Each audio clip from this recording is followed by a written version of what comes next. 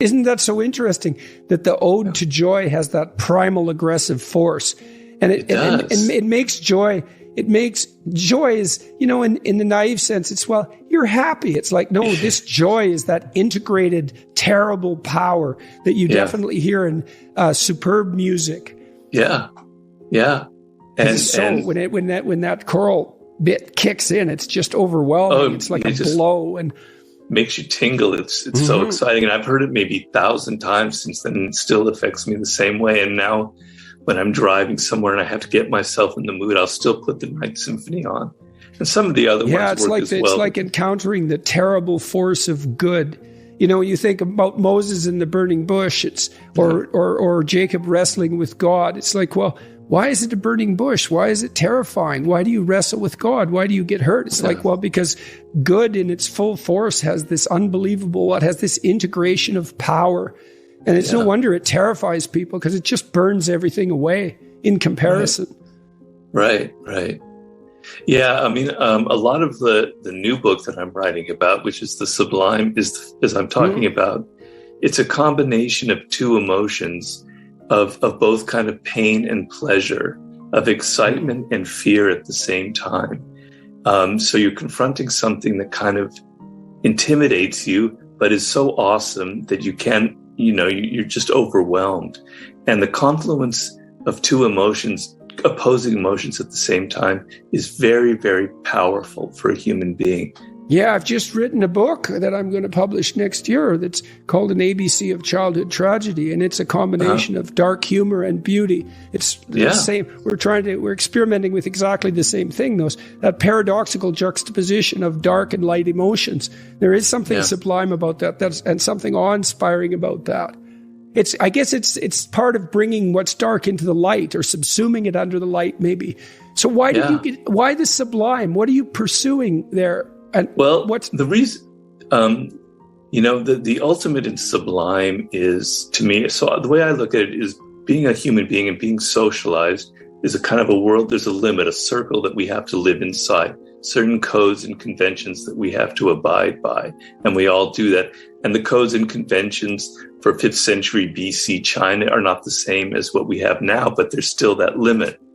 And what humans are attracted to what lies beyond that limit. It's just part of our nature. It's the first part of it. And when we explore beyond the social limits and codes and things we're supposed to do and ways we're supposed to act, it's deeply exciting and thrilling. There's also that element of fear involved, right? See, I think that's a better, what would you call it, formulation than Nietzsche's idea of will to power, is the desire to exist on that sublime edge. And that is the border between order and chaos that you're describing, right? You want, and the thing, and that is the source of meaning itself. I mean, that's why I think music is so powerful, is because it plays with predictable forms, but continually adds that level of unpredictability, a beautiful, you know how in any kind of music, the simplest music, someone who's good at it, country music, there'll be a key shift or a twang on the string or something or something discordant. Yes, exactly. And then and integrated within sort of a higher unity. And it's deeply meaningful. It puts you on that edge of the sublime. And we do find the meaning that helps sustain us in life exactly at that place. That's something more deeply real than anything else. Well, so and sort of the ultimate thing beyond that limit is death itself. And the word sublime means up to the threshold of a door, or sublimin, limin being the limit. Right, like and subliminal. And so I've been meaning to write this book for 15 years, and I got distracted. But then about 3 years ago, I nearly died myself. I had a stroke. And I came, just an inch away from dying myself. I was driving my car. And so some of the experience, the near-death experience, and what it kind of taught me and how it sort of remained with me 3 years later, and how I kind of feel it in my bones, and how it's altered how I look at the world and everything around me, is to me the kind of the ultimate sublime experience. So now, unfortunately, I'm able to write about this in a way that's actually very personal and experiential instead of just purely intellectual. And why, unfortunately? Because of the price you had to pay for it? the price is I can't take a walk. I can't do the swim. I can't do the things that I used to love. So, I'm kind of, I can, I'm functional. I can walk around the house, but I can't take a hike, and I can't do my long distance swimming or my mountain biking or anything like that. So I paid a price, but I'm alive. Yeah, and it was so interesting it was in the aftermath of that devastating experience that you decided to turn particularly to the sublime. Yeah. Well, it's because I've been wanting to write the book for a long time, and I knew that it has to do a little bit with the feeling of death, and I don't understand that. So why make that as, I'm not disputing it. I just don't understand. You talked also about 50 Cent's brush with death, but why does the sublime, in your estimation, why is it tangled up with the idea of death?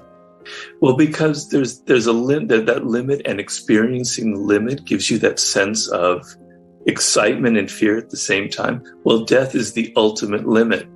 And to have gone up to that door and glimpsed to the other side and literally felt it in your bones and literally feel your bones melting away as you kind of go into a coma, is like, I went up to that door. I actually peered inside of it. Now, other people have had much stronger near-death experiences. Mine was more of the milder sort, but still, I peered. as far as near-death experiences go, it's relatively minor. Well, my coma lasted an hour or something. Some people, they're that's nothing, man. Experts, they have comas for like 3 years.